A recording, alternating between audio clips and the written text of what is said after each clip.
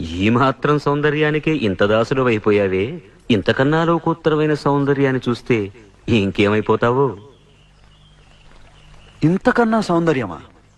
ఉండదు కాక ఉండదు. అరే ఉందనుకో, ఏం చేస్తావు అంటున్నాను. అరే అనుకోవడానికి ఆస్కారమే లేదు అంటున్నా. అరే ఒకవేళ ఉంటే ఏం చేస్తావు అంటున్నాను.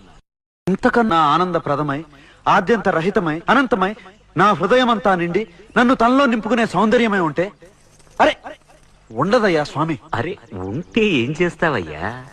ఆ సౌందర్యానికే దాసోహం అంటాను. అయితే రా చూపిస్తాను. పద చూస్తాను.